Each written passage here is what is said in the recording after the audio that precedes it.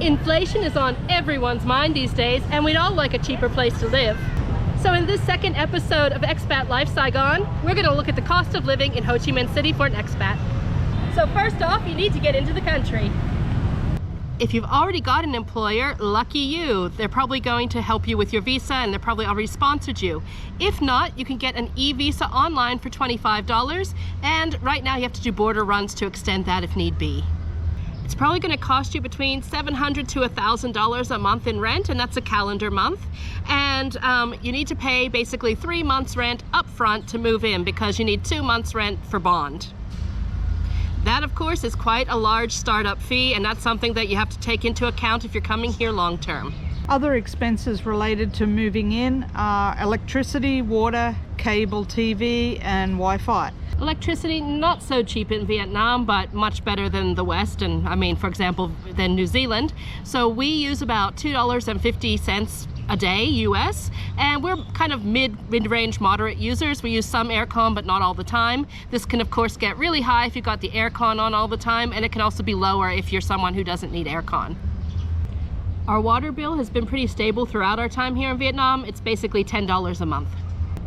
Wi-Fi and cable are often included in your rent, but if not, don't worry. It's usually about $12 a month, and the Wi-Fi is really good here. So if you're a creator or something, or if you need it for work, no problems. Okay, SIM cards. This is where you're gonna find that the West is a ripoff, because we have Viettel, $54 for a year, and we have, what is it, 4 gigabytes a day, yep, which is basically as much as we could ever use. We also have as many minutes as we can use, but we don't have SMS for that price. Here in Vietnam, you don't really need SMS so much, because they use WhatsApp or Zalo a lot to communicate. So now you're in the country and set up. Next step, you need to get around.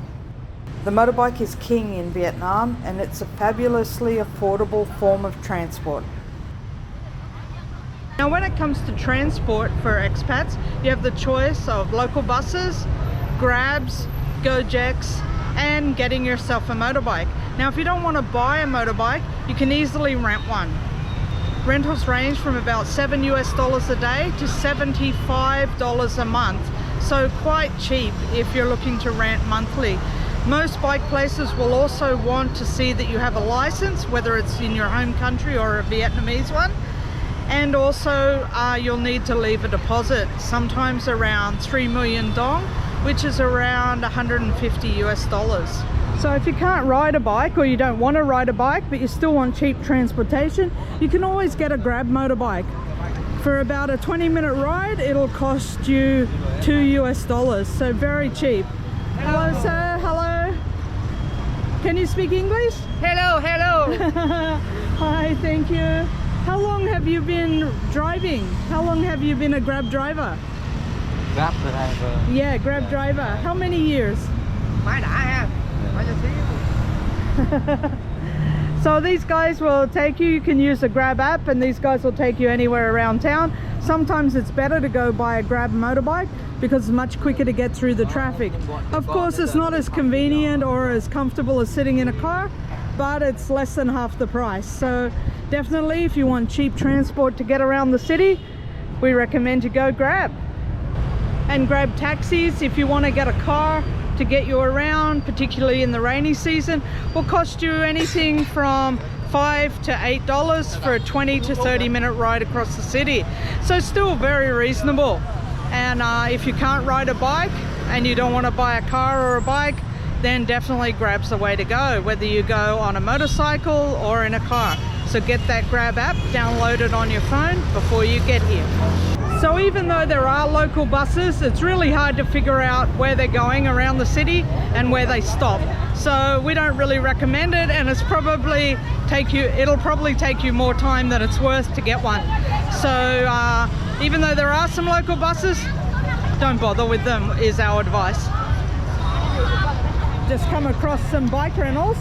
So I guess if you're a tourist and you want to cycle around District 1, you can hook up with one of these TN Go bikes. Next up is entertainment, my favorite, eating and drinking out. Now we're going to be covering this important topic a little bit more in another episode, so we're just going to touch on it here.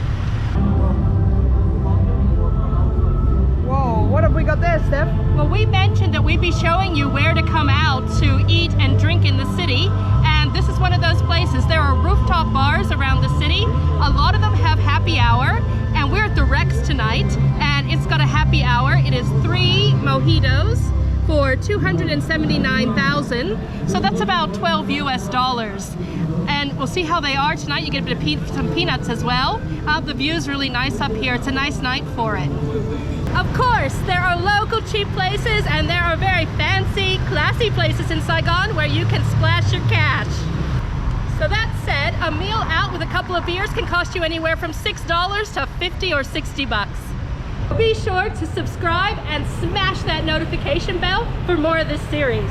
We do the majority of our grocery shopping in the local market, but we also do a fair bit of it at a Western style supermarket called Tops. Here you can get a mix of local and imported products. So let's go through a few prices of regular items. Australian oranges, US $2.50 per kilo. 5 medium-sized local tomatoes, US 70 cents. A kilo of local carrots, US 90 cents. Locally grown potatoes, $1.40 per kilo. Carton of Tiger. How many cans? 24. So a carton of 330 ml cans, 358. A bottle of New Zealand wine, US $28.60. Woo, that's a bit pricey. 1.2 kilo of Whiskers kibble. A Sensodyne toothbrush, US $1.30. A litre of sunflower oil, US $2.70. A pack of 4 AA, US $3.20. 250 grams of local butter, $2.45. 250 grams of West Gold New Zealand butter, $3.30. And 250 grams of Anchor New Zealand butter, US $4 or New Zealand $6.40. A litre of local fresh milk, US $1.80. And a kilo of Australian beef mince, US $1.16 or New Zealand $25.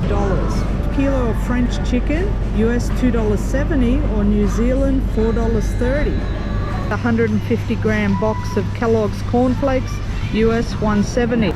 This was a regular size weekly shop for us, about 3 to 4 shopping bags worth, and the total came to 1.76 million dong, which is the equivalent of 73 US dollars or New Zealand $116. We also pick up bread, milk, eggs and fruit from another store or from street markets. And lastly, for price comparison, let's look at coffees. So everyone can relate to Starbucks. Mocha Frappuccino, just over $4, and a small hot cappuccino, just over $3. Or you can come to a place like this and pay half as much.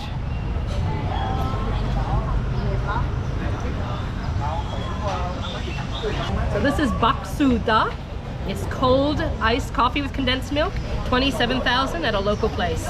So that's what, $1? That's $1. And this is a Cafe Sua Nong, which is basically a hot coffee with milk.